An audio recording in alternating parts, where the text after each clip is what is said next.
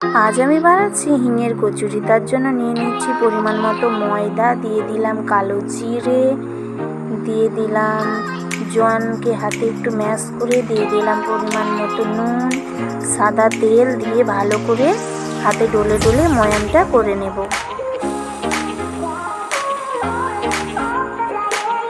দেখুন খুব সুন্দরভাবে ময়ামটা আমার করা হয়ে গেছে। এবার একটু একটু জল দিয়ে একটা ডো তৈরি করে নিচ্ছি।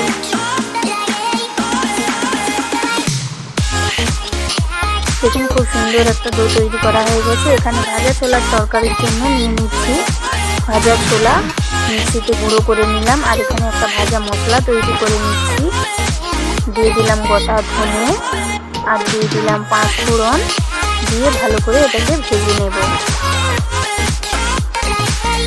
ভাজা করে গুঁড়ো করে নিয়েছি। এবার তেলে দিয়ে দিচ্ছি 5 ফোড়ন আর তেজপাতা আর আদা, দিয়ে ভালোভাবে কষিয়ে নিচ্ছি। এবারে দিয়ে দিচ্ছি স্বাদ মতো লঙ্কা গুঁড়ি, হলুদ গুঁড়ি, দিয়ে আবারও ভালোভাবে কষিয়ে নেব। একটু জল দিয়ে দেব, দিয়ে কষিয়ে নেব। এবারে দিয়ে দিচ্ছি একটা সেদ্ধ করে রাখা আলু হাতে ম্যাশ করে, দিয়ে এটাকেও ভালো করে কষিয়ে নিচ্ছি।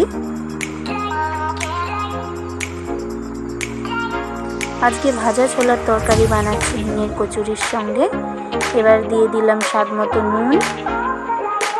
এবারে যে ভাজা ছোলাটাকে আমি মিক্সিতে গুঁড়ো করে রেখেছিলাম সেটাকেও ভালো করে আলুর সঙ্গে ভেজে নিচ্ছি। আর একটু তেল দিয়ে দিলাম, সর্ষের তেল দিয়ে এবার পরিমাণ মতো জল দিয়ে দেবো।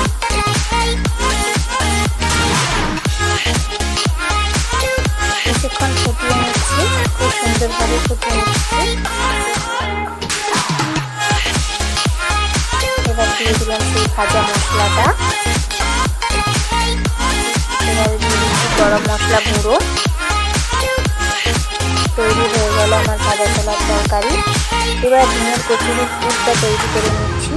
নিয়ে নিলাম 4 চামচ বেসন, পরিমাণ মতো নুন, আর দিয়ে দিচ্ছি হাফ চা চামচ হিং, দিয়ে ভালো করে এগুলোকে বেসনের সঙ্গে মিশিয়ে নিচ্ছি। নিয়ে একটু একটু জল দিয়ে একটা ডো তৈরি করে নেব। দেখুন এখানে লুচির লেচি তৈরি করে রেখেছিলাম আমি, ওর ভিতরে ওই পুরটা পুড়িয়ে দিয়ে খুব সুন্দর করে মুখটা মুড়ে দেবো যাতে বেরিয়ে না যায়। দেখুন এবার একটু সাদা তেল নিয়ে ভালোভাবে লুচির শেপে বেলে নেব।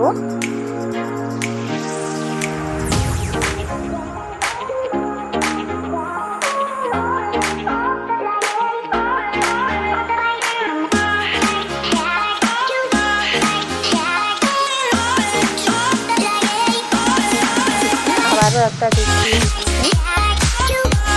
লুচির ভিতরে গোল করে লুচিটাকে ভিতরে করে রাখা বেসনের পুরটা ভালোভাবে ঢুকিয়ে মুখটাকে ভরে দিচ্ছি। আবারও বেলে নিচ্ছি একটু সাদা তেল দিয়ে লুচির মতো। এপাশে তেল গরম করে রেখেছিলাম দিয়ে দিচ্ছি। দেখুন উপর থেকে এরকম করে একটু একটু করে তেল ছিটিয়ে দিতে হবে যাতে লুচিটা খুব সুন্দরভাবে ফুলে যায়। কত সুন্দর করে ফুলেছে লুচিটা। এবার এপিট ওপিট করে লাল লাল করে ভেজে তুলে নেব। ভাজা হয়ে গেছে লাল লাল করে, এবার আমি তুলে নিচ্ছি। আবারও একটা ভেজে নিচ্ছি কচুরি। একই প্রসেসের উপরে তেল ছিটিয়ে ছিটিয়ে, এটা তেল ছেটানোর প্রয়োজন পড়ে না, এমনিতেই ফুলে গেল। লাল লাল করে ভেজে নিচ্ছি কয়েকটা লুচি হিঙের কচুরি।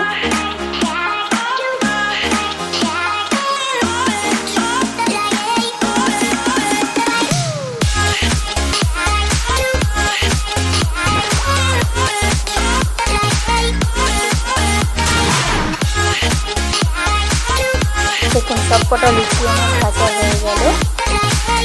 প্লেটে পরিবেশন করে দিলাম ভাজা ছোলার তরকারি, হিঙের কচুরি। রেসিপিটা ভালো লাগলে কমেন্ট বক্সে অবশ্যই জানাবেন। আর চ্যানেলটা সাবস্ক্রাইব এখনো করে